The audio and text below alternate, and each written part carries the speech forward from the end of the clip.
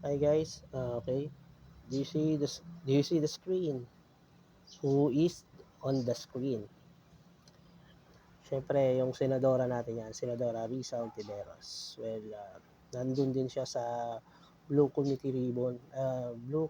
Ribbon Committee para sa hearing ng flood control project issues. Well, isa siya sa mga kumakausap kay Mr. Diskaya na hinihingi niya yung ledger na hindi nila maibigay. Bali ito yung statement na sinabi ng ating senadora. Diretso lang yung tanong ko, pero hindi diretso yung sagot. Kanina lang, we were all surprised by Mr. Diskaya's statement as if sila pa ang nanakawan. Well, mabigat na na statement to from our Senator Rizon Tiveros. Kumbaga parang ang sinasabi pa ng Diskaya is sila pa yung nanakawan. Sana ibalik na nila yan, di ba? Actually, ibabalik na rin talaga dapat. May pumipigil pa. Yun yung mga usapin na yan eh. Actually, nabanggit ko na yan sa live ko, sa Team BNK TV. Well, inimbitahan ko kayo sa YouTube channel, sa Team BNK TV.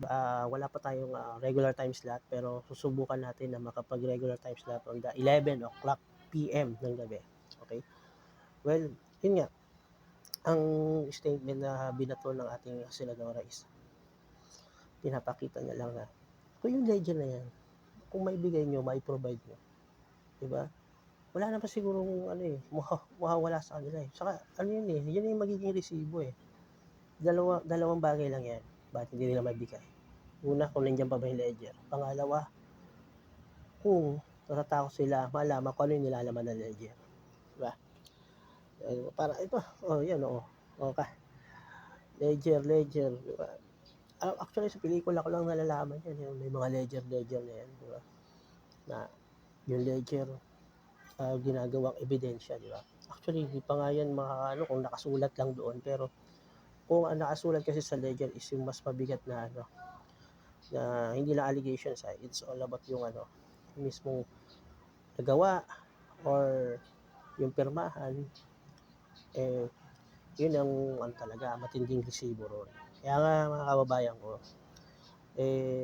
mahabang panahon na ang hinantay natin. Kaya nga magpasalamat tayo dahil ito na, tuloy-tuloy na at malapit na yan. Itong teleserye na inaabangan nyo, wala na, na yan. Malapit na yan umabot sa susukdulan dahil unti-unti na talagang yan nakakalaboso. Ngayon palang araw na to, sumuko sa NBI, Bong Revilla. Pinasabi ko sa inyo mga kabayan ko, huwag kayong mainit. Unti-unti yan kasi step by step on the process yan. Hindi ako po pwede na yung naiisip nyo is huliin ka agad si ganito, huliin yung ganon.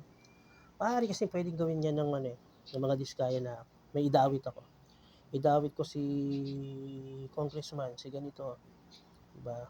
Dinawit mo si mayor, dinawit mo si kagawad. Hindi naman sila kasali. Nakukuha nyo ba yung punto ko? Diba?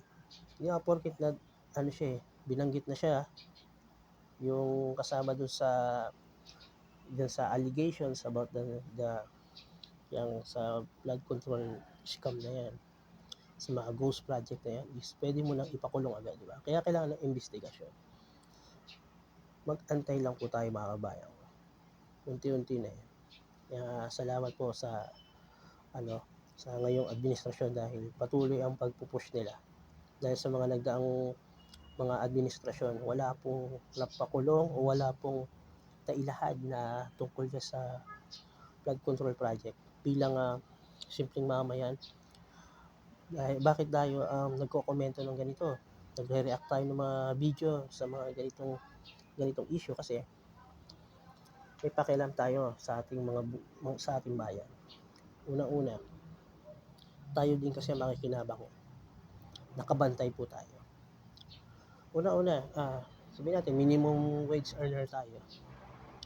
Hindi mo na iisipin yung problema sa baha pag yung biglang umulan, di ba?